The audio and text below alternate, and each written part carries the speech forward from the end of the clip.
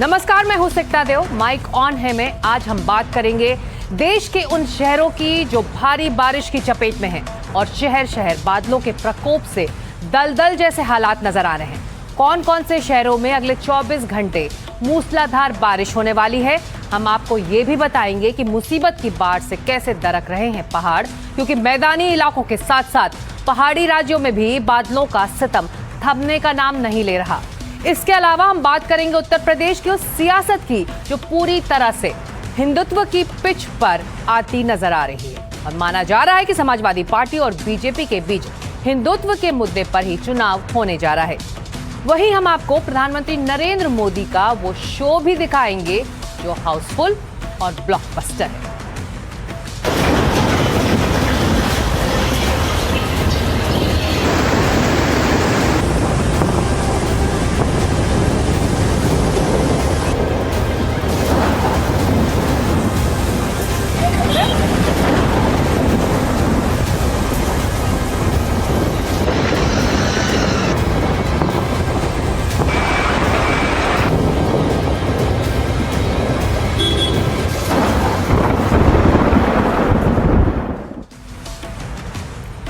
आसमान से बरसती आफत ने इस वक्त देश के आधे हिस्से में हाहाकार मचा रखा है। मॉनसून की शुरुआत में ही देश के कई बड़े शहर पानी पानी हो गए हैं। देश की राजधानी दिल्ली से लेकर गुजरात के सूरत तक हर तरफ सिर्फ तबाही और बेबसी का मंजर है। दिल्ली एनसीआर में सड़कें समंदर बन चुकी हैं और नोएडा और गाजियाबाद के पॉश इलाकों से लेकर बुलंदशहर के गांव तक पानी लोगों के घरों में घुस गया है। करोड़ों अरबों के बजट और ड्रेनेज सिस्टम के बड़े बड़े दावे हर साल किए जाते हैं, लेकिन हर बार इसी तरह वो दावे पानी के सैलाब में बह जाते हैं।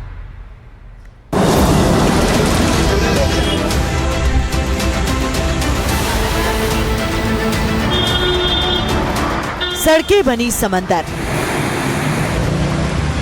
बारिश से दरकती इमारतें, जलभराव से थमी रफ्तार, कहीं घुटनों तक पानी, कहीं रेंगता ट्रैफिक, आसमान से बरसी आफत।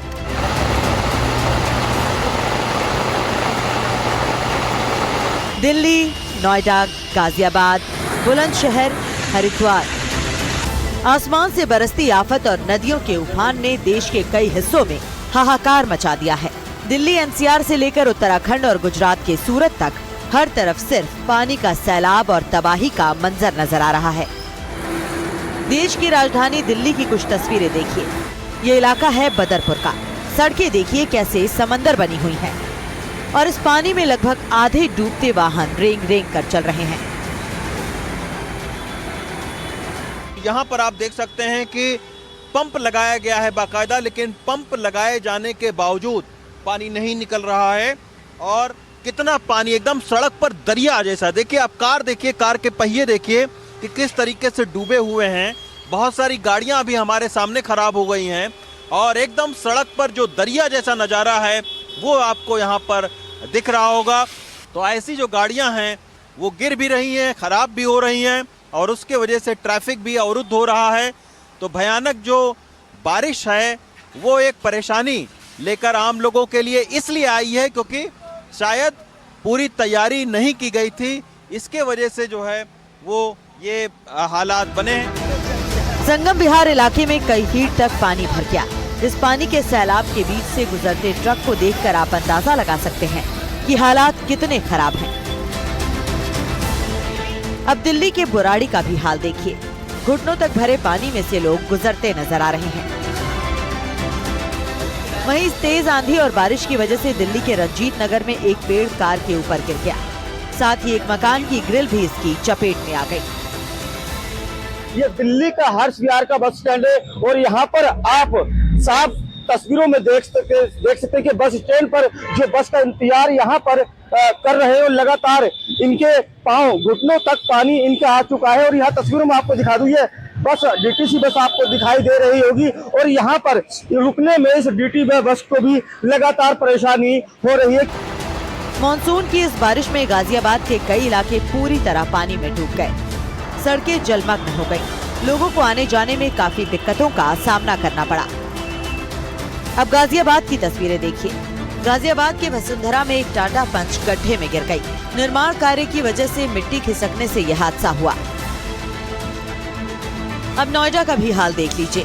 सेक्टर 94 की ये तस्वीरें हैं। सड़कें तालाब की तरह नजर आ रही हैं। यहाँ पर तस्वीरों में देखेंगे किस तरीके से जो बच्चे हैं वो स्कूल की जो छुट्टी हुई है, अब उनको उनके पेरेंट्स किस तरीके से इस पानी से बाहर निकाल रहे हैं। आप देख सकते हैं कि लगभग घुटनों तक पानी यहाँ पर आ चुका है। बच्चों को पेरेंट्स इस पानी को पार करते हुए नज़र आ रहे हैं। इसका मतलब ये है कि यहाँ का जो ड्रेनेज सिस्टम है वो पूरी तरीके से कोलैप्स हो चुका है। दिल्ली के करीब हापुड़ में सड़कें समंदर बन गई हैं। कुछ घंटों की बारिश से हालात बेहद खराब हो गए हैं। ये तस्वीरें हापुड़ के गढ़ रोड की है, जहां आप तस्वीरों में देख सकते हैं कि गढ़ रोड पर जो किस तरीके से हाईवे पर पानी भरा हुआ है। ये हाईवे जो है हापुड़ से गढ़मुक्तेश्वर और मुरादाबाद को जोड़ता है, और इस हाईवे की स्थिति आप समझ सकते हैं कि इस हाईवे पर बारिश के कारण जो है जल भराव हो गया है। आप तस्वीरों में देख सकते हैं गाड़ियों की जो रफ्तार है वो कितनी धीमी हो चुकी है, और इस जल भराव के कारण जो है लोगों को काफी परेशानियों का सामना झेलना पड़ सकता है। सूरत में पिछले दिनों हुई रिकॉर्ड बारिश के बाद शहर के कई इलाके में जल भराव के हालात बने हुए हैं। सड़कों पर जलस्तर इतना बढ़ चुका है कि लोगों को नाव में बैठकर जाना पड़ रहा है। हम आपको तस्वीरें दिखाएंगे कि लोग इस घुटने से लेकर कमर तक के पानी में चलने को मजबूर हैं। आप तस्वीरें देख किस तरह से लोग इस जल भराव की स्थिति में भी अपनी रोजमर्रा की जिंदगी बिताने के लिए इस घुटने तक के पानी में जाने को मजबूर हो रहे हैं। 2 दिन हो गया है। इस वक्त दमकल विभाग के अधिकारी जो हैं, कर्मचारी जो हैं, वो यहाँ मौजूद हैं। कहीं ना कहीं इन सारी चीजों को लेकर लोगों को हालाकी का सामना ना करना पड़े, दमकल विभाग और पुलिस प्रशासन पूरी तरह अलर्ट मोड पर है। महाराष्ट्र के रायगढ़ में भारी बारिश के बीच HPCL बॉटलिंग प्लांट से करीब 3000 गैस सिलेंडर नदी की तेज धारा में बह गए। नासिक में लगातार बारिश से नसारदी नदी उफान पर है। नासिक से सटे आसपास के इलाकों में बाढ़ का अलर्ट जारी कर दिया गया है। महाराष्ट्र के पालघर में भारी बारिश से बड़ा हादसा हो गया। बाढ़ और पानी के तेज बहाव से डहाणू पुल टूट गया और 200 से ज्यादा लोग फंस गए। गुवाहाटी में मूसलाधार बारिश से NH37 पर फ्लैश फ्लड आ गया। अचानक आई इस बाढ़ से हाईवे पर वाहन बहने लगे और यातायात बाधित हो गया। लगातार बारिश की वजह से हादसे भी हो रहे हैं। ये 2 तस्वीरें देखिए। एक तरफ भारी बारिश के चलते पुणे के पिंपरी चिंचवड़ में बड़ा हादसा हुआ। कचरा प्रबंधन प्लांट की एक 3 मंजिला प्रशासनिक इमारत ढह गई। दूसरी तरफ दिल्ली के रोहिणी में एक निर्माणाधीन इमारत ढह गई।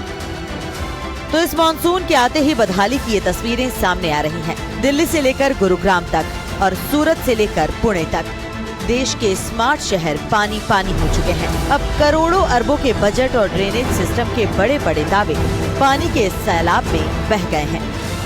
Bureau report NDTV India.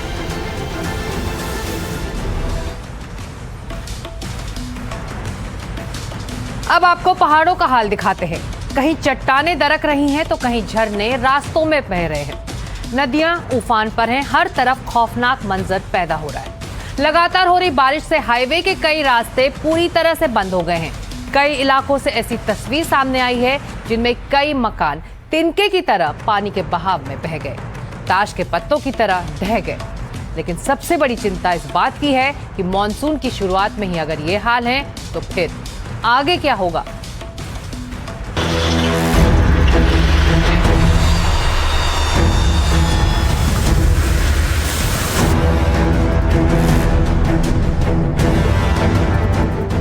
पहाड़ों में दरकती चट्टानें और मलबे में तब्दील होती इमारतें,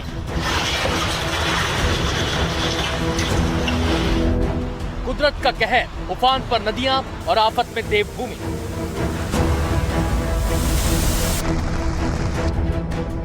ये खौफनाक मंजर उत्तराखंड के टिहरी जनपद का है। नेशनल हाईवे 707A पर दुकानों के पास अचानक पहाड़ी का एक बड़ा हिस्सा भरभराकर नीचे गिर पड़ा। भूस्खलन की इस चपेट में आने से वहां मौजूद एक पुराना खाली मकान ताश के पत्तों की तरह ढह गया। एक बार फिर गिरते हुए इस मकान की तस्वीरें देखिए।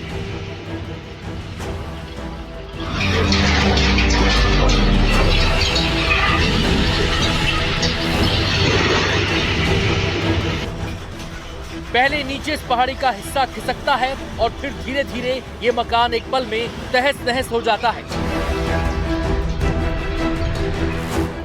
उत्तराखंड में आसमानी आफत इस कदर बरस रही है कि चारों तरफ सिर्फ और सिर्फ तबाही का मंजर दिखाई दे रहा है।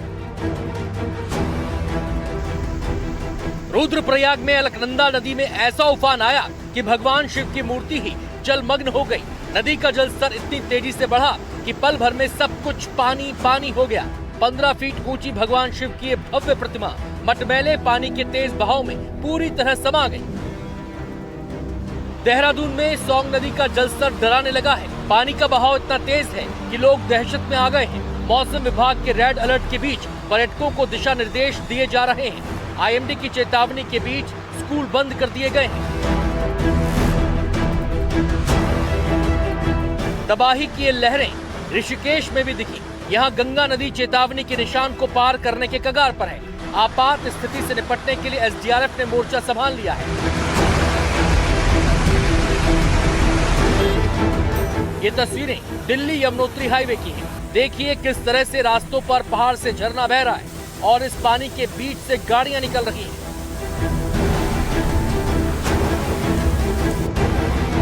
उत्तरकाशी जिले में हो रही लगातार बरसात के बीच अब हालात और भी मुश्किल होते जा रहे हैं। गंगोत्री और यमुनोत्री नेशनल हाईवे पर जगह जगह भूस्खलन हो रहे हैं। कई रास्ते बंद हो गए हैं।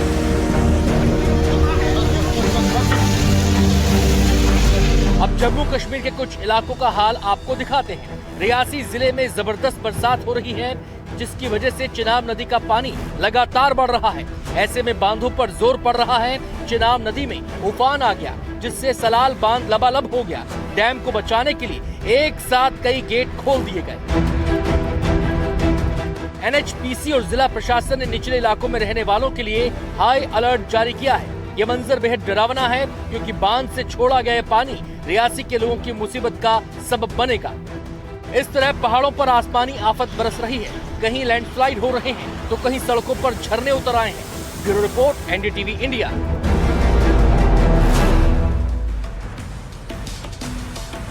और अब चलते हैं उत्तर प्रदेश, जहां की राजनीति में राम मंदिर फिर केंद्र में है। फर्क सिर्फ इतना है कि इस बार लड़ाई मंदिर निर्माण की नहीं, बल्कि मंदिर के नाम पर राजनीतिक नैरेटिव की है।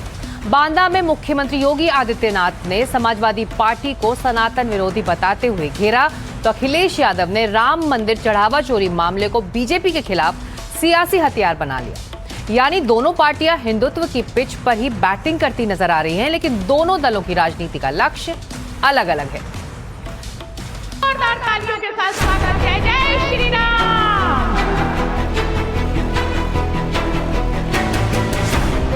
उत्तर प्रदेश के बांदा में जब सीएम योगी ने 710 करोड़ की परियोजनाओं की सौगात दी, तो उन्होंने मंच से सिर्फ विकास परियोजनाओं का बखान नहीं किया, बल्कि एक बार फिर वही राजनीतिक रेखा खींच दी जिसके सहारे बीजेपी पिछले कई चुनाव लड़ती और जीतती रही। विधानसभा की हमारी 109 लोकार्पण 236 करोड़। सीएम योगी ने विपक्ष को सीधे सनातन विरोधी खेमे में खड़ा कर दिया।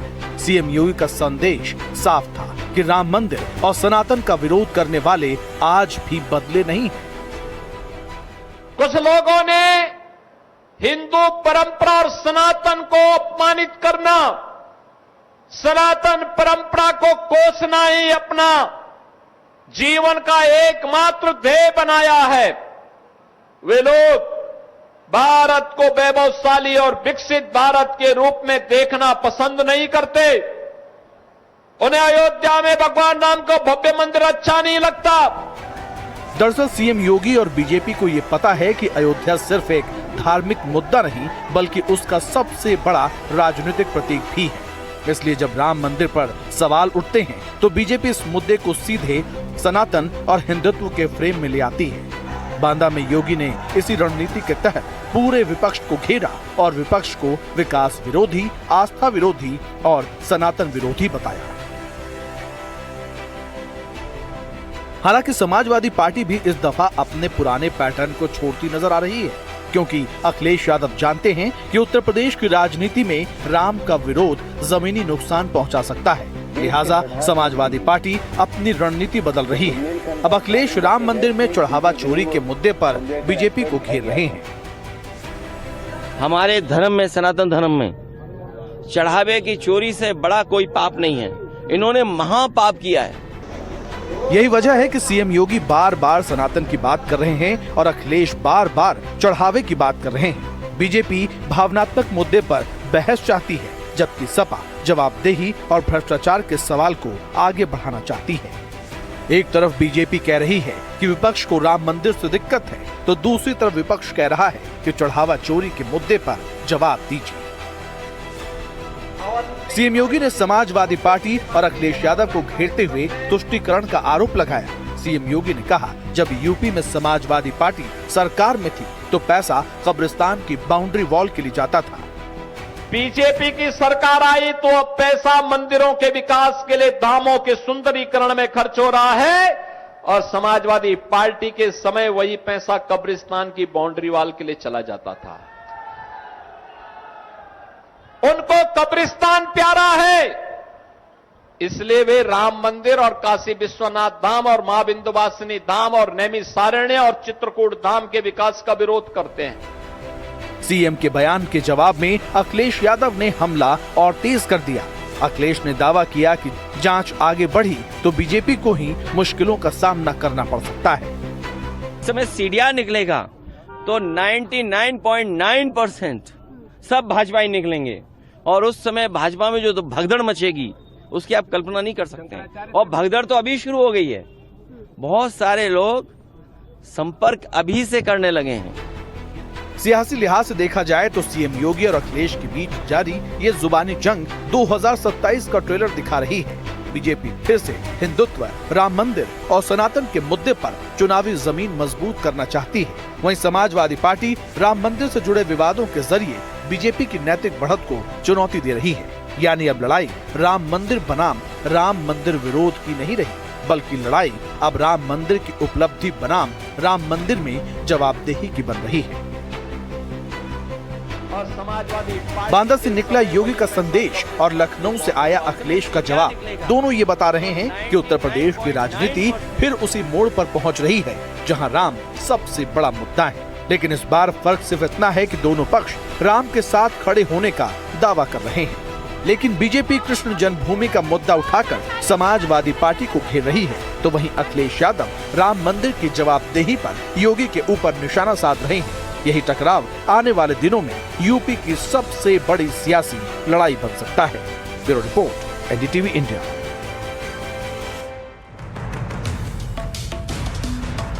और अब खबर पश्चिम बंगाल से, जहां ईडी ने बड़ी कार्रवाई करते हुए टीएमसी के 3 बैंक खातों को फ्रीज कर दिया है। इन खातों में जमा करीब 440 करोड़ रुपए से ज्यादा की राशि को ब्लॉक कर दिया गया है। आरोप है कि पार्टी फंड के करोड़ों रुपए का इस्तेमाल लग्जरी प्राइवेट जेट और हेलीकॉप्टर खरीदने और मनी लॉन्ड्रिंग के लिए किया गया।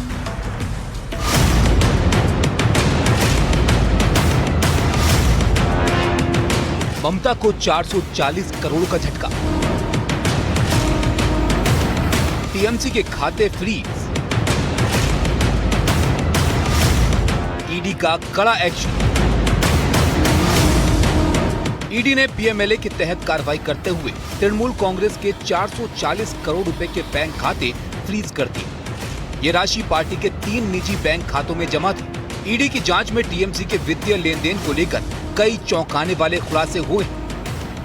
जांच के मुताबिक टीएमसी के खातों से करीब 160 करोड़ रुपए एविएशन सेक्टर की company Carewell aviation India private limited और उसकी सहयोगी इकाइयों को ट्रांसफर किए गए। ये लेन देन अप्रैल 2023 से जून 2026 के बीच हुआ। इस भारी भरकम राशि में से 112 करोड़ रुपए का इस्तेमाल एक एम्ब्रियर लेगेसी 600 बिजनेस जेट और एक अगस्ता वेस्टलैंड 109 एसपी हेलीकॉप्टर खरीदने के लिए किया गया। इसके अलावा साल 2023 में केमन आइलैंड की एक इकाई से $17 लाख का लोन भी लिया गया। ईडी का आरोप है कि पार्टी के पैसे से खरीदे गए इन विमानों को वापस टीएमसी को ही किराए पर देने की एक फर्जी व्यवस्था तैयार की गई थी। इस रेंटल मैकेनिज्म के जरिए काले धन को सफेद करने यानी मनी लॉन्ड्रिंग का खेल चल रहा था और इन विमानों का इस्तेमाल मुख्य रूप से पार्टी के शीर्ष नेता करते थे। ईडी की टीमों ने कोलकाता और उसके आसपास केरवेल ग्रुप से जुड़े 5 अलग अलग ठिकानों पर ताबड़तोड़ छापेमारी की। इस दौरान जब्त किए गए डिजिटल दस्तावेजों और बैंक रिकॉर्ड्स के आधार पर ही खातों को फ्रीज करने का ये कदम उठाया गया है। ईडी के इस एक्शन के बाद बीजेपी ने टीएमसी पर कड़ा प्रहार करते हुए कहा कि ममता दीदी चप्पल पहनने की सादगी दिखाती थी, लेकिन अब देखो किस तरह से खुलासे सामने आ रहे हैं। ये वो तो पार्टी फंड जमा किया 460 करोड़ के करीब, ईडी ने सीज भी किया है, अटैच किया है। और लग्जरी एयरक्राफ्ट के लिए दीदी कहाँ सादगी दिखाती थी, चप्पल पहन के चलती, हवाई चप्पल, और लग्जरी एयरक्राफ्ट को भी हायर करती थी। वहीं शिवसेना यूबीटी के नेता संजय राउत ने इस कार्रवाई की निंदा करते हुए कहा कि पहले बीजेपी के बैंक खाते फ्रीज होने चाहिए। सबसे पहले अकाउंट अगर फ्रीज करना है, इंक्वायरी करनी है, तो बीजेपी का अकाउंट की इंक्वायरी करनी चाहिए। एकनाथ शिंदे का अकाउंट की फ्रीज करनी चाहिए, लेकिन तृणमूल कांग्रेस का अकाउंट के ऊपर इंक्वायरी हो रही है, ये गलती है। फिलहाल 440 करोड़ के बैंक खातों का फ्रीज होना ममता बनर्जी के राजनीतिक सफर की सबसे कठिन अग्नि परीक्षाओं में से एक। अब देखना ये होगा कि क्या टीएमसी इन वित्तीय लेन देनों का कानूनी और तार्किक जवाब दे पाती है या फिर जांच की ये आंच सत्ता के शीर्ष गलियारों को अपनी जद में लेगी। Bureau report, NDTV India.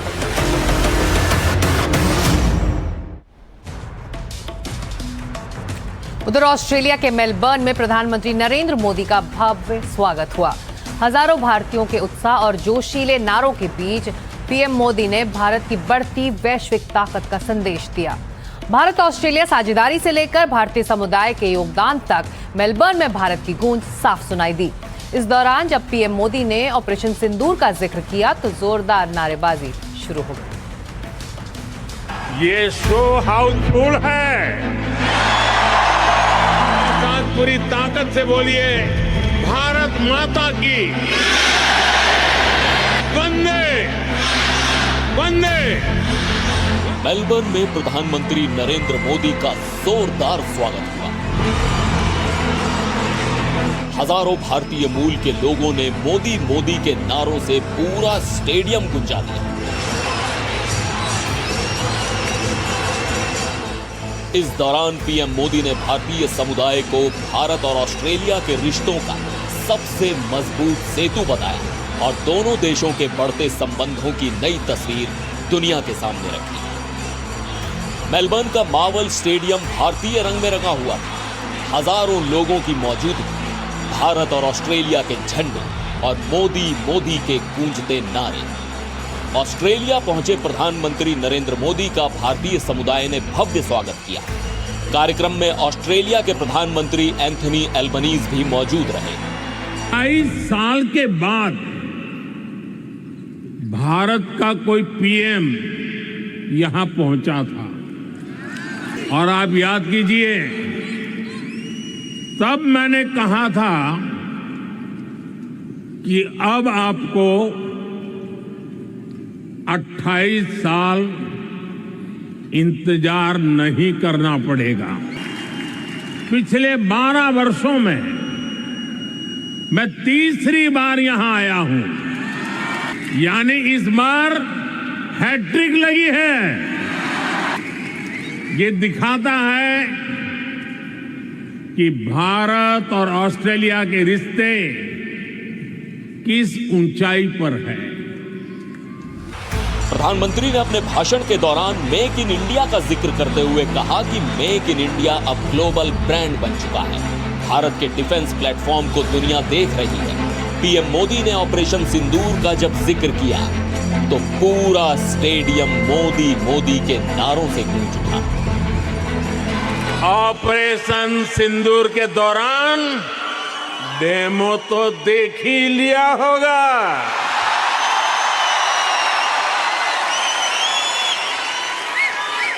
धमाके आतंकियों के अड्डों पर हो रहे थे और गूंज पूरी दुनिया में सुनाई दे रही थी।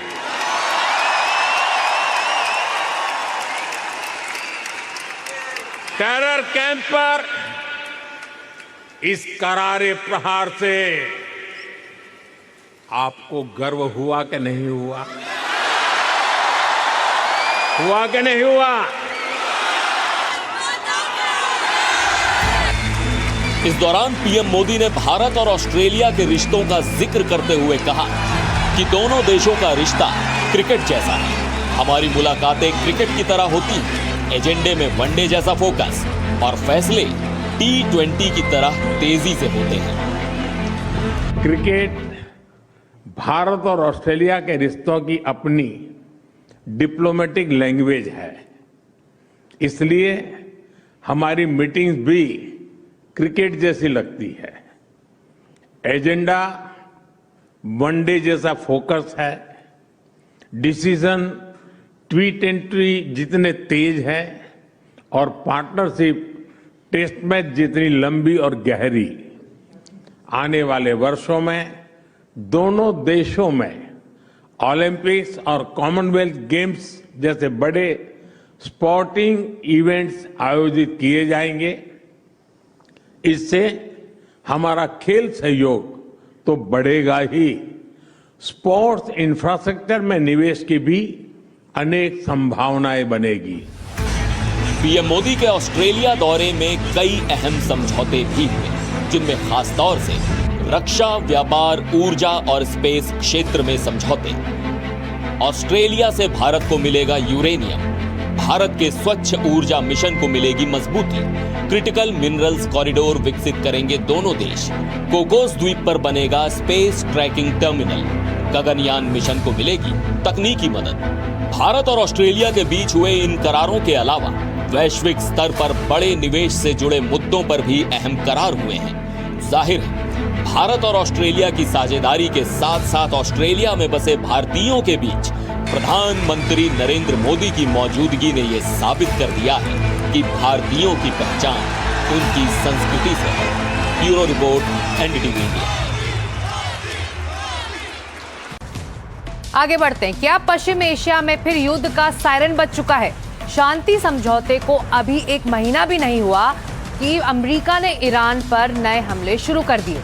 जवाब में ईरान ने भी पलटवार किया। अब सवाल है कि क्या ये सिर्फ शुरुआत है या फिर ये लड़ाई फिर लंबी खिंचेगी?